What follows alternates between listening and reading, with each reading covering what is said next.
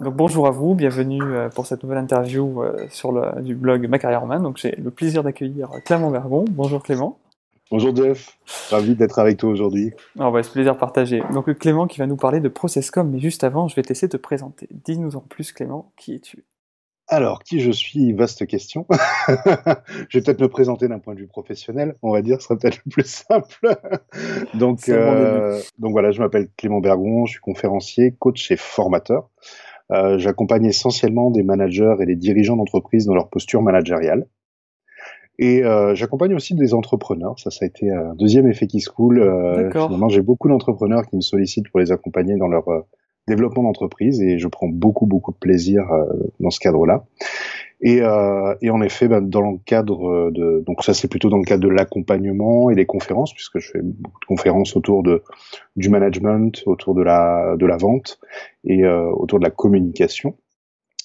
Et j'ai le plaisir notamment de former à deux domaines plus spécifiquement, donc le management, notamment la posture de manager coach, et ensuite mon chouchou, qui est un outil que j'adore, qui m'a changé la vie, qui s'appelle la process communication. Voilà. Et comment dire? On va dire que c'est un outil que j'ai découvert quand j'étais à l'époque, dans mon ancienne vie, manager de force de vente, puisque avant ça j'étais directeur régional dans l'industrie pharmaceutique. Et en D'accord. fait, c'est à ce moment-là que j'ai découvert cet outil qui a été d'une puissance incroyable, et c'est par la suite donc que j'ai décidé de l'enseigner à mon tour. C'est génial. Donc en fait, tu fais une super transition. Donc qu'est-ce que la ProcessCom du coup Clément? Alors, qu'est-ce que la ProcessCom? La ProcessCom, c'est un outil d'analyse du comportement, en tout cas de la personnalité des gens, et d'analyse du langage. Donc c'est un outil extrêmement puissant qui a été développé par un psychologue et chercheur américain qui s'appelle Tevi Keller dans les années 70. À l'époque, il faisait encore partie de l'école de l'analyse transactionnelle. D'ailleurs, pour tous ceux qui connaissent un peu Le l'analyse MBTI, transactionnelle, c'est ça? non, pas Non? le MBTI, l'analyse transactionnelle. Je sais pas si tu vois, Eric Berne, non, je sais pas si tu l'AT. Alors le nom ça me parle. Après concrètement comment cet outil se caractérise, je ne saurais te dire. Oh, c'est très vaste, hein, c'est beaucoup connu dans le monde de la psychologie, dans la communication non violente, etc. Et en fait, dans le modèle de l'analyse transactionnelle, puisqu'à l'époque il faisait partie de cette école-là, il a découvert, dans le cadre de ses recherches, ce qu'on appelle les drivers et les états négatifs du moi. D'ailleurs, pour ses recherches, il avait obtenu le prix Eric Berne, et c'est pour ça que, on va dire qu'on maintenant, on parle largement de driver, de messages contraignants, état négatif du moi dans Mhm. l'analyse transactionnelle. D'accord. Sauf que par la suite, en fait, il s'est dissocié de l'école de l'analyse transactionnelle, puisque en analyse transactionnelle, en fait, on dit qu'on développe nos drivers, nos messages contraignants, pendant notre plutôt en enfance, durant nos 7 premières années de vie, et qu'après ça ne bouge pas. Sauf que lui, dans ses recherches, il a pu constater que en fait, cela ne bougeait pas pour seulement 30% de la population, D'accord. mais par contre 70% de la population avait un à plusieurs changements, jusqu'à 5 changements de messages contraignants durant leur vie. Et cela a un impact à la fois sur notre manière d'être, sur notre langage. On le voit à travers notre langage, on l'entend à travers notre langage. Et je dis on le voit parce que ça se voit aussi au niveau du non-verbal. Ok. Et donc, ces recherches étaient tellement pertinentes qu'il y a une toute petite société qui a été très intéressée. Cette petite société s'appelle la NASA. Oh, d'accord, oui, toute petite société, oui. Toute petite société. Et en voyant ces travaux, ils ont décidé donc de subventionner ces recherches dans le cadre du recrutement des astronautes et dans le Ok, cadre de la formation des astronautes. Et pour la petite anecdote aussi, c'est un outil aussi qui a été utilisé pour former les experts en communication de certains présidents américains. d'accord. Voilà. Impressionnant. J'aime beaucoup la façon dont tu racontes les histoires, hein, Clément. Ah Je le bon? dis. Ouais, c'est tout doux, c'est posé, c'est calme, on te suit, non, c'est cool. Bon, bah tant mieux. L'important, c'est que ça soit compréhensible. Tout le monde est encore là, personne s'est endormi. Bon, c'est parfait. Tout va bien, tout va bien. Tu peux continuer tes cartes blanches. Voilà, donc en fait, c'est vrai que c'est un outil qui est assez impressionnant, qui a beaucoup été utilisé notamment pour les dirigeants d'entreprise. Beaucoup de dirigeants, managers d'entreprise ont été formés à cet outil-là. Ça a été mon cas. Hein. J'ai été formé en tant que manager à cet outil-là et je suis ravi parce que ça se démocratise de plus en plus. Il est vraiment utilisé de plus en plus, notamment dans le cadre justement des thérapies, dans le cadre des RH, dans le cadre de la vente, etc. Parce qu'il est d'une puissance colossale. Alors, en quoi ça consiste concrètement, du coup, cet outil-là? En quoi ça consiste? En fait, il y a deux principes fondamentaux qui régissent la ProcessCom. Le premier, c'est que la manière de dire les choses a autant, voire plus d'importance que ce qui est dit. Ok, donc la façon de dire, quelque part. C'est-à-dire, en effet, la forme a autant, voire plus d'importance que le fond. Et d'ailleurs, c'est quelque chose qu'on peut voir souvent, c'est des fois assez amusant à voir, un regard extérieur, parce que quand on le vit, c'est autre chose.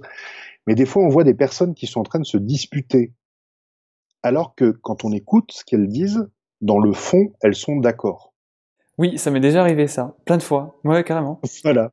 Et en fait, ça prouve bien que c'est sur la forme que cela ne fonctionne pas. C'est un peu comme si ils avaient chacun un talkie-walkie qui n'était pas réglé sur la même fréquence, ou alors qu'il y en a un qui parle japonais et l'autre suédois, c'est-à-dire qu'ils parlent de la même chose, mais ils ne se comprennent pas. Pourquoi?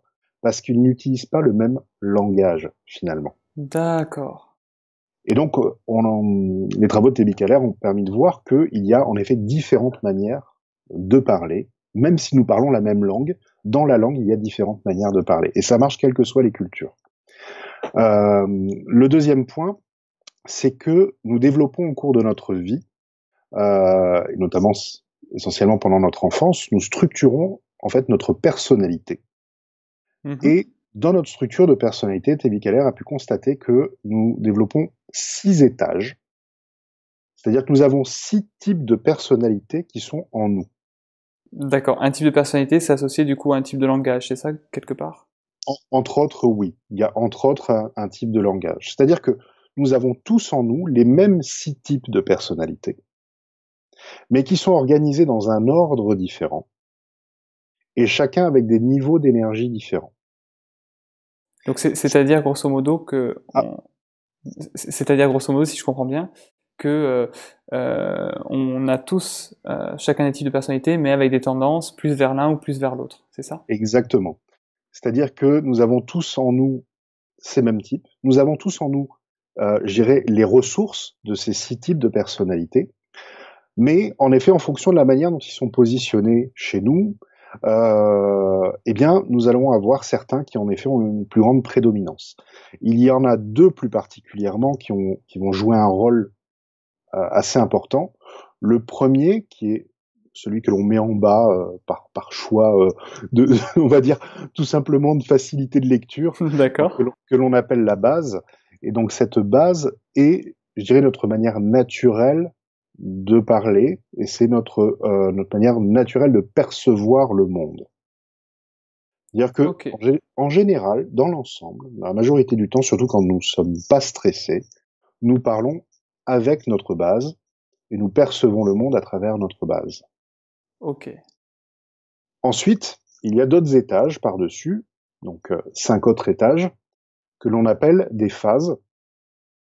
Et donc, comme je te disais tout à l'heure, en fait, des fois, il peut nous arriver de changer de phase. Je parlais des fameux 5 changements de phase potentiels. Eh bien, c'est du fait de ces étages au-dessus. Parce que, en fait, il y a un étage qui va conditionner nos facteurs de motivation et nos besoins psychologiques les plus prégnants, ceux qui sont les plus épidermiques. Voilà. À l'origine, tout le monde a sa phase, c'est-à-dire sa phase actuelle, c'est-à-dire ce qui nous motive, dans la base. Puis après, il arrive des fois des événements de vie qui fait que nous changeons de phase actuelle. Donc on a d'autres facteurs de motivation, c'est ça? Exactement, et c'est à ces moments-là qu'il y a des besoins psychologiques qui changent. Notre manière de fonctionner change un peu.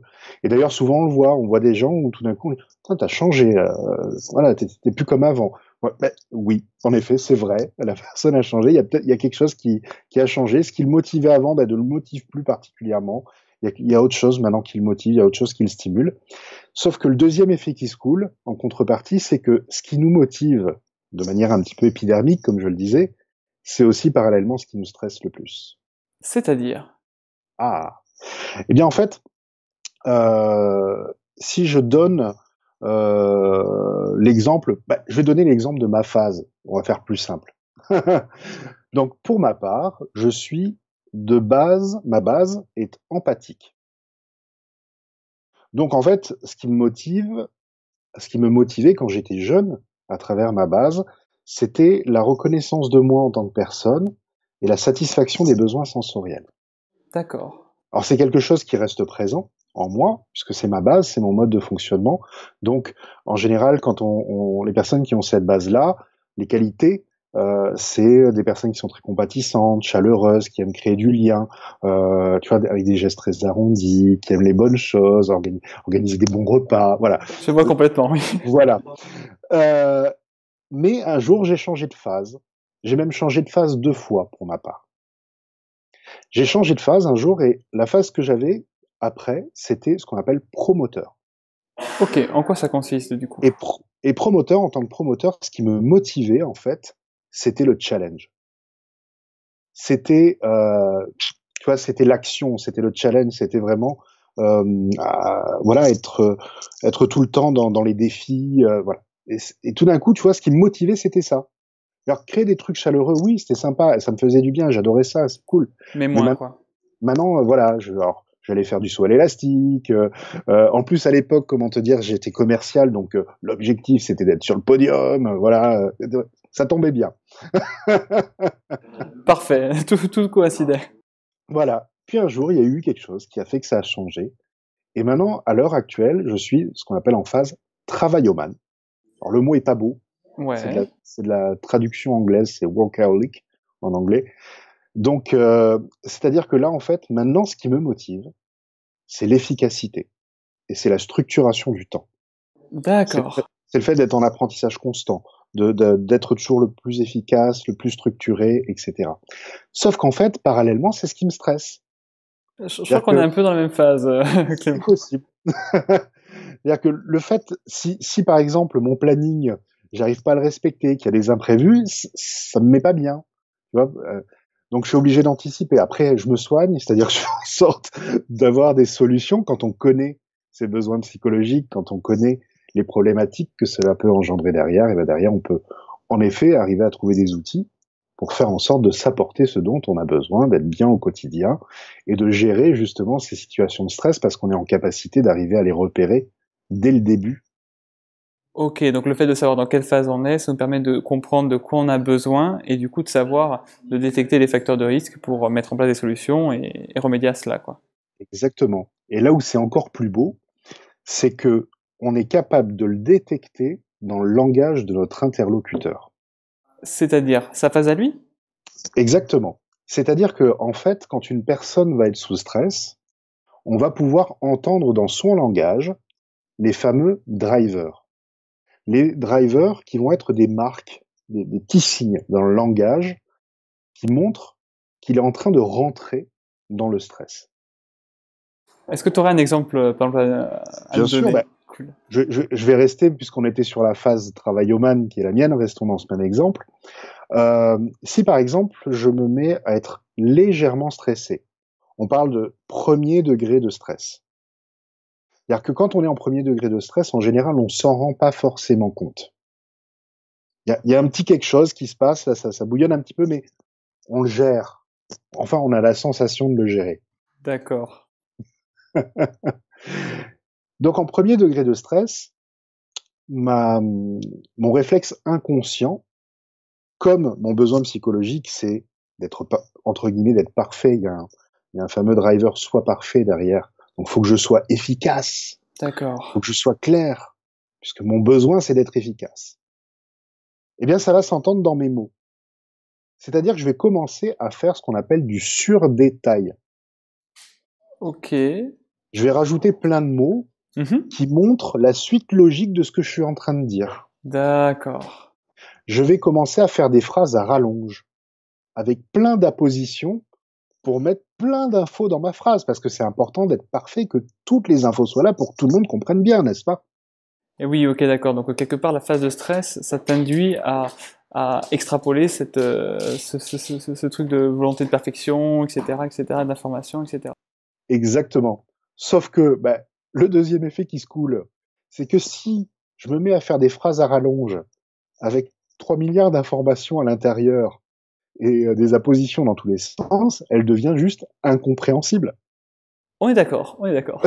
Donc, mon besoin d'efficacité rend ma communication inefficace. D'accord. Donc, en face, bien évidemment, on va pas me comprendre. Mhm. On va être noyé par l'information que je vais donner. Ça fait sens, tout à fait. Et donc, résultat des courses, on dit que le stress appelle le stress. C'est-à-dire que la personne en face de moi va me répondre, a priori, avec son premier degré de stress à elle aussi, qui peut être complètement différent. Et par voie de conséquence, pardon, nous ne sommes plus dans la communication. D'accord. Nous sommes dans la mécommunication puisque nous ne parlons plus sur la même longueur d'onde. Nous sommes devenus incapables de nous comprendre. Sauf qu'après, malheureusement, ça s'enchaîne. C'est-à-dire que si en face, on me répond sous stress, ben, je risque de monter en stress et donc de passer en deuxième degré de stress. Et là, on part dans quelque chose qui est pas beau. C'est-à-dire que pour ma part, ça va passer à ce qu'on appelle le surcontrôle quand ça se Waouh. travaille en âne. C'est-à-dire que au bout d'un moment, il y en a marre, je prends les choses en main. De toute façon, moi, si les autres savent pas faire, ben moi je vais faire, et etc., etc. Et voilà. Bon. Après, c'est pas D'accord. beau à voir, donc On n'ira pas on jusque-là. rentre dans des niveaux de stress trop importants, donc on va pas rentrer dans trop de détails. Mais voilà,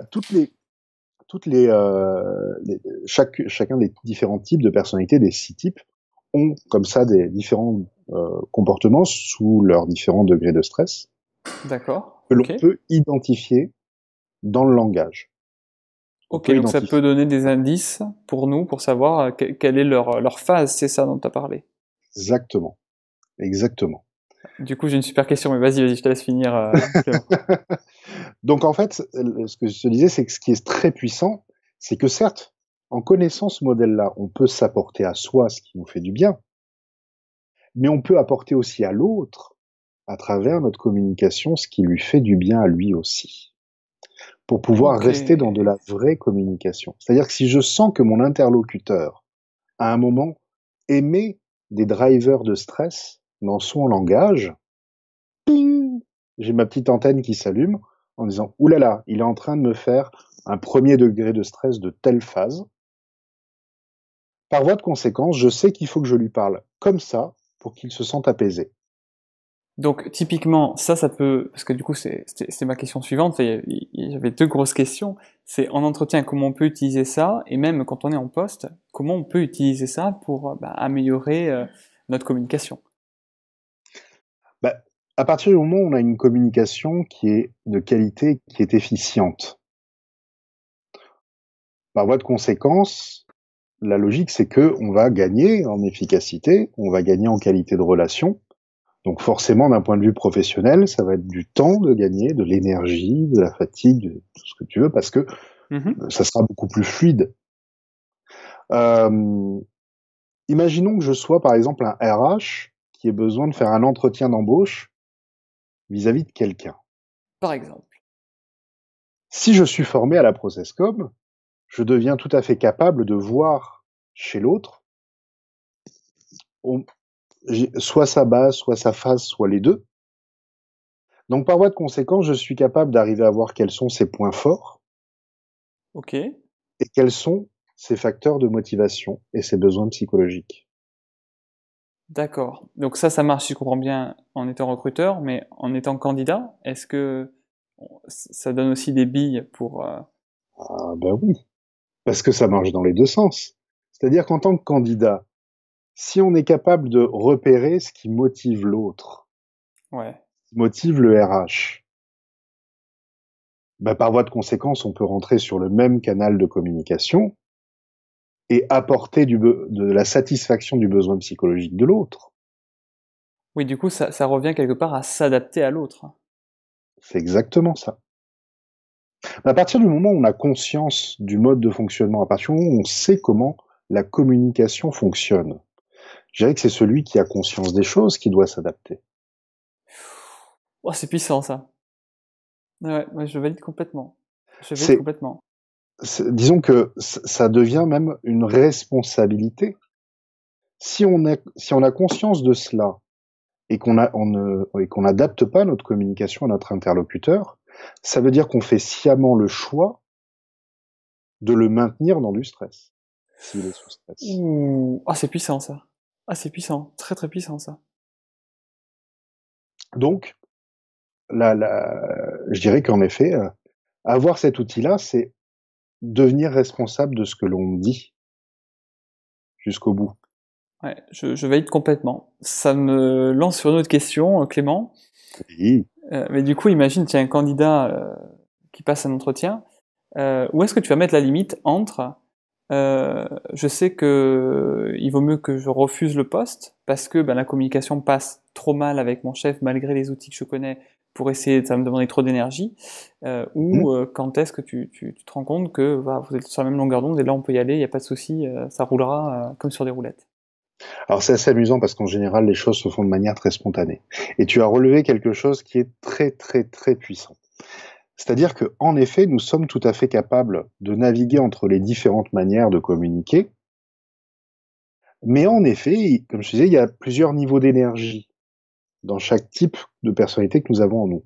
Et il Ouais. y en a certains où on a très peu d'énergie. C'est-à-dire on pourra pas longtemps faire des efforts sur cette phase-là, c'est ça?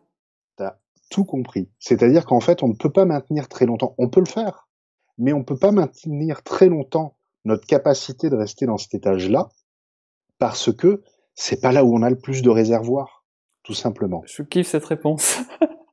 Je vais donner un exemple concret. Ouais, Un de mes derniers étages est ce qu'on appelle la phase persévérante. La phase persévérante, le besoin psychologique qu'il y a dans la phase persévérante, c'est le besoin de reconnaissance de ses opinions et de ses engagements. d'accord. C'est-à-dire que ce sont des personnes qui sont très fidèles, qui sont très engagées dans ce qu'elles font. C'est une grande force chez ces personnes qui ont cette phase-là, ou cette base persévérante. Mais par exemple, en effet, moi, la notion d'expression de mes opinions, Ouais, je suis très peu familier avec ça. d'accord. C'est-à-dire que dans mon mode de fonctionnement, c'est-à-dire dans ma manière dont moi je suis stimulé, et ce qui me stimule, comme je t'ai dit, c'est la logique factuelle, c'est l'efficacité. Ouais, Pour moi, je ne peux dire quelque chose qu'à partir du moment où c'est avéré. d'accord.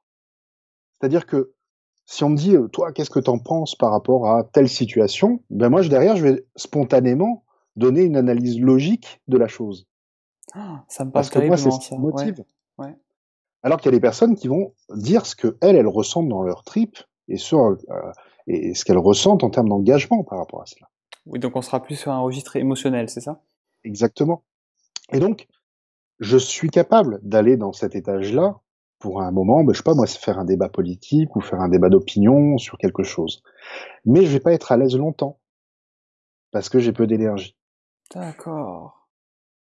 Donc, Donc, ouais, pour répondre à ta question, si en effet on voit que la personne, le N+1 avec lequel on va être amené à travailler, que lui, il est dans un registre de communication qui est opposé au nôtre.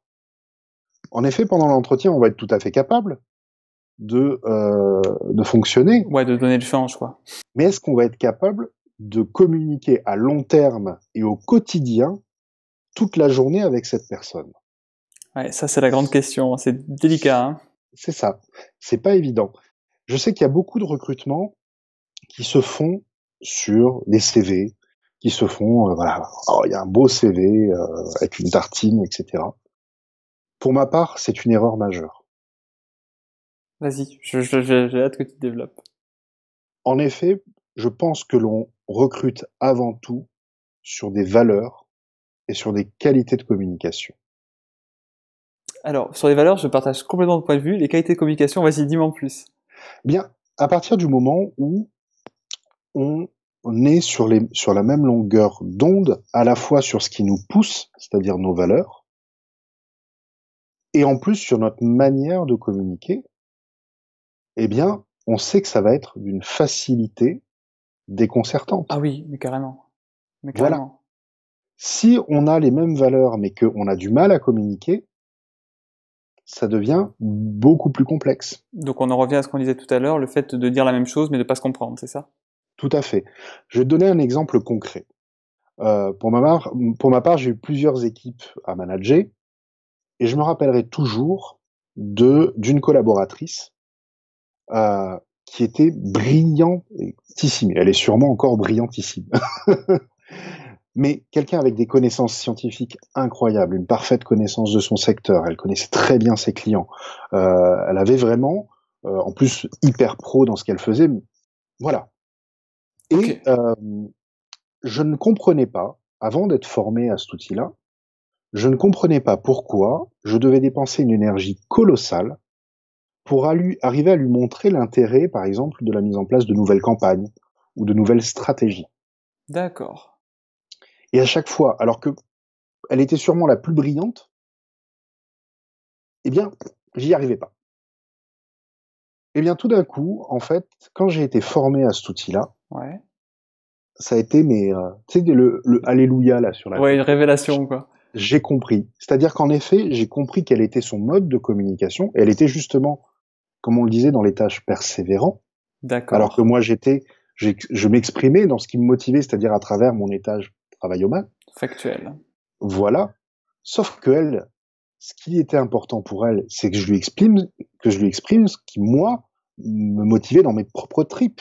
D'accord. D'accord, et pas forcément des éléments factuels. Exactement. Il fallait que je lui donne mon opinion vis-à-vis de tout cela. Et du jour au lendemain, où j'ai arrêté, alors, où j'ai su cela, où j'ai compris cela, et qu'à partir du moment où je lui ai dit, moi, je crois vraiment en cette nouvelle stratégie parce qu'il y a ça, et honnêtement, je pense que c'est super puissant. Grâce à ça, on va. À partir du moment où j'ai commencé à m'exprimer comme ça avec elle, c'était réglé. Parce que c'était ce qui l'a motivée à elle. D'accord. Ok. Waouh. Mais j'aime beaucoup. Ouais, vas-y. Après, je fais une synthèse. Voilà. Donc en fait, c'est juste pour dire que euh, si on sent que des fois il y a un trop grand écart dans notre capacité à maintenir notre communication à un étage, ça peut être difficile de se projeter, de travailler avec une personne qui est justement dans cet étage-là. Parce qu'on sait que ça va nous demander un effort constant Carrément, carrément. d'adaptation. Voilà.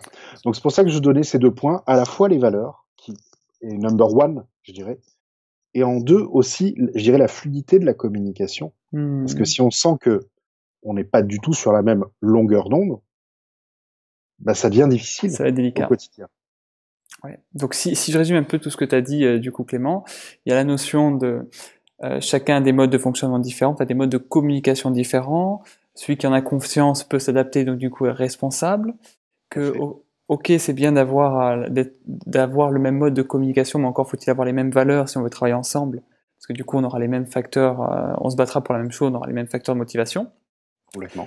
Et quelque part que on a la capacité de s'adapter à l'autre, mais des fois il y a des capacités, on a plus ou moins on peut s'adapter plus ou moins sur le long terme en termes de temps, et que ben, si on sent qu'on pourra s'adapter que sur un court terme, il vaut mieux pas typiquement aller travailler avec quelqu'un avec qui on saura que à terme ça va nous coûter trop d'énergie de bien communiquer avec lui, quoi. Complètement. Complètement. Et je pense que beaucoup de personnes se reconnaîtront peut-être par rapport à des expériences professionnelles qu'ils ont pu avoir. C'est-à-dire que des fois, on se dit que on est dans le même dans une entreprise où clairement il y a des valeurs qui nous conviennent, etc. Mais on ne s'entend pas avec son N+1 parce qu'on n'arrive pas à communiquer avec et ça devient Ouais. invivable. Ah oui, bah après j'ai des anecdotes à raconter à ce niveau-là, ça peut être marrant, hein. Et c'est tout bête en fait. C'est juste tout bête. Alors c'est vrai que ça pourrait être contrecarré si les gens étaient formés à ce type d'outils, Ouais, parce ouais. que ça nous apprendrait à nous adapter et ça, on gagnerait en sérénité, en efficience, etc. Mais sans être formé à ce type d'outils, très honnêtement, on le ressent. Je vais donner un cas concret qui m'a Yes. beaucoup amusé. La première fois où je me suis formé à la ProcessCom, et c'est quelque chose qui se reproduit, je peux même le dire, lors de la dernière formation que j'ai donnée, moi, en process.com. Ouais. Avant que je distribue aux gens leur inventaire de personnalité. C'est un peu le résultat, c'est ça?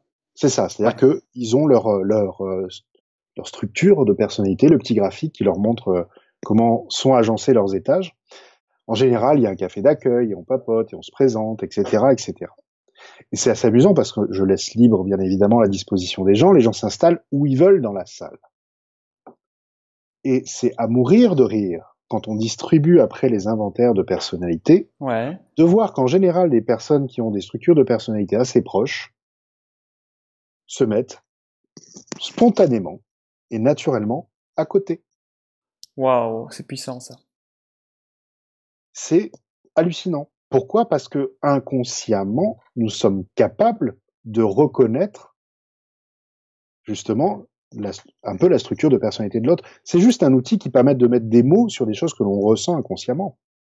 Mais c'est complètement génial ce que tu dis parce que là, grosso modo, on développe des outils pour nous permettre de prendre conscience de quelque chose qu'on fait naturellement et que dans le cadre d'un entretien d'embauche ou de quand on est en emploi et qu'il y a des enjeux, typiquement son chef, si on s'entend pas bien, on peut pas lui dire fuck et puis on se barre parce que du coup il y a plus de salaire. Mais ça permet quand même d'utiliser ces outils rationnels pour nous reconnecter à ce qui nous parle vraiment et nous aider à constater qu'effectivement on n'est pas la meilleure personne pour s'entendre avec Tout à fait. tel chef, quoi. Complètement. Ah, moi, je te laisse finir, Clément, si t'as fini, je te balance une anecdote aussi croustillante parce que.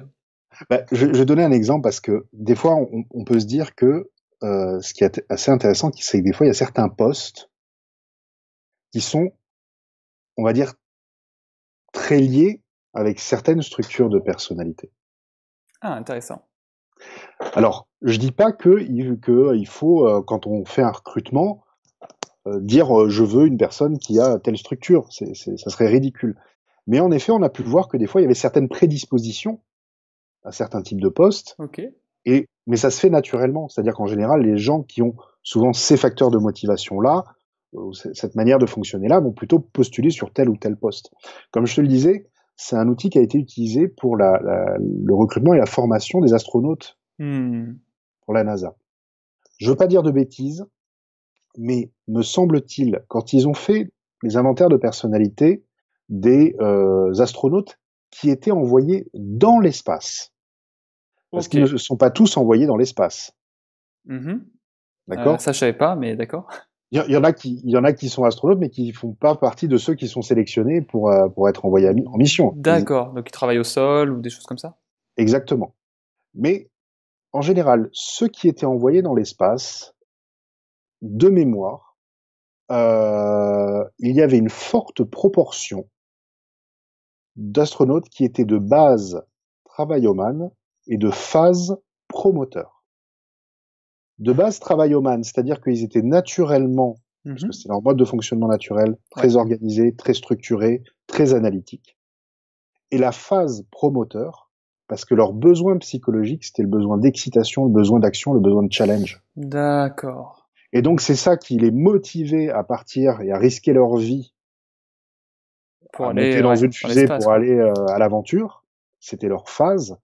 Et après, dans la gestion du quotidien et dans l'organisation, ça c'était leur base qui était surtout là et qui était faut être super carré, faut fonctionner Ouais. en mode ingénieur parce qu'on est dans une fusée, quoi. Et donc tu vois finalement dans ce poste-là et ceux qui étaient envoyés dans l'espace, il y avait une forte prédominance. Et j'ai plus les chiffres exacts, mais c'était très important. De personnes avec cette De base et personnes cette qui avaient phase-là, quoi. voilà cette structure de personnalité-là. Et finalement, ça paraît logique. Ben Ça paraît oui, très logique. ça fait sens d'être Ça fait structuré sens. et d'avoir envie De challenge. Voilà, exactement. C'est Voilà. top. Clément, c'est génial. Bon, j'aurais peut-être pas le temps pour mon anecdote, mais parce que Si, vas-y, vas-y. oui. Ah non, mais je me rappelle, je crois que j'ai dû avoir deux ou trois chefs dans ma vie. Mais limite, je leur disais, mais non, attends, je prends un objet, bouge pas. Voilà, tu vois, limite, je leur disais, ben voilà, ça c'est moi. Si tu me dis ça en entrée, tu obtiens ça en sortie. Donc aujourd'hui, tu me dis ça. Mais si tu veux que moi je fasse ça, il faut pas me dire ça. Si tu veux que je fasse ça, il faut me dire ça. Voilà. Je leur expliquais mot à mot ce qu'il devait me dire pour que je sois motivé, et ça ne marchait pas. Tu vois. Donc j'aurais aimé te connaître à l'époque pour pouvoir me rendre compte que du coup c'était pas forcément la bonne méthode, c'est la meilleure que j'avais à l'époque. Mais voilà, tu vois, c'est quand même cocasse quoi. Et je suis pas le seul à avoir fait ça. Je connais pas mal de gens qui ont aussi expliqué à leur chef, mais voilà, si tu veux que je fasse ça, tu me le dis comme ça et ça marche. Tu vois. Oui. Et voilà. Et ce qui prouve qu'on a pleinement conscience, en général, de ce qui nous motive, de ce qui marche avec nous, donc de notre manière de communiquer, de nos besoins psychologiques. On en a conscience en général. Ouais, ouais. Alors il y a des choses, des fois, qui sont un peu plus subtiles. Après, on rentrerait dans des détails assez intéressants, mais tu vois, par exemple, souvent notre structure de personnalité nous amène aussi à avoir ce qu'on appelle des émotions de transition. C'est-à-dire que quand on a du mal à gérer nos facteurs de stress, on va avoir des fois tendance à exprimer une émotion qui n'est pas celle que l'on ressent véritablement. C'est une émotion qui vient masquer l'émotion réelle. D'accord. Pour te donner mon exemple concret, je te disais qu'à un moment, il y a le surcontrôle, par exemple, qui peut se mettre en place. Ouais. C'est-à-dire que quand on voit ça, on peut se dire que je suis en train d'exprimer de la colère. Alors qu'en fait, il n'y a pas de colère. D'accord. Ok. En fait, ce qu'il y a derrière, c'est de la tristesse. Ok. Et donc, je vais montrer de la colère, alors qu'au fond de moi, je suis triste. Ce qui brouille encore plus la communication, du coup. Exactement. Alors que finalement, quand on en prend conscience et qu'on se dit, mais en fait, là, je suis pas en colère, là, je suis en train de m'énerver, mais je suis pas du tout en colère, je suis triste de ce qui se passe. Tout d'un coup, tout retombe et on reprend, je dirais on reprend le contrôle de soi, finalement, de soi-même, de notre manière de fonctionner. On peut même voir ce qu'on appelle les scénarios d'échec. Les scénarios d'échec. C'est fabuleux, c'est-à-dire il y a des gens qui font tout le temps les mêmes erreurs. Alors c'est génial. Il nous reste 3 minutes, donc vas-y Clément, envoie du pâté. En fait, on voit des fois des personnes qui font tout le temps les mêmes erreurs, qui reproduisent toujours les mêmes patterns, les mêmes bêtises. Eh bien, je vais te dire, ça, sur un graphique, c'est prédictif. C'est juste hallucinant. C'est-à-dire que on arrive même à gérer ce genre de choses-là parce que on sait que quand on a tel type de structure de personnalité, eh bien, on risque de faire telles erreurs et de les reproduire de manière récurrente. D'accord. Donc en fonction, une fois que tu as ta base, ta phase, grosso modo, tu peux aussi voir quelles erreurs typiquement les gens de cette phase et de cette base-là produisent, quoi. Exactement. Donc ça te permet de les anticiper, d'en prendre conscience et du coup d'avoir une sonnette d'alarme qui dit attention Coco, tu vas dans le mur, quoi. Tout à fait. C'est top. Ah, merci beaucoup Clément. Franchement, c'est puissant et j'aime beaucoup aussi ta notion la notion de responsabilité que tu rajoutes. Voilà, c'est vraiment on s'adapte à l'autre, mais on reconnaît un petit peu aussi nos marges de manœuvre, tu vois. Donc quelque part, on respecte à la fois l'autre, mais on se respecte aussi soi et on est responsable, tu vois. Donc c'est génial. C'est top. Moi, je suis content. Je suis content que tu sois content. Voilà. J'espère que les gens sont contents qui nous regardent. C'est génial. En tout cas, abonnez-vous, mettez des pouces, faites tout ce que vous voulez pour dire que vous êtes content. Ouais, écoutez-le, hein, il est de bon conseil. Merci infiniment Clément pour ton temps, plaisir, tes conseils, et puis je le redis, tu as une façon de narrer les choses qui est juste captivante. Franchement. Je suis ravi si ça t'a plu. Merci à toi. À une prochaine fois. Ciao, ciao. À une prochaine.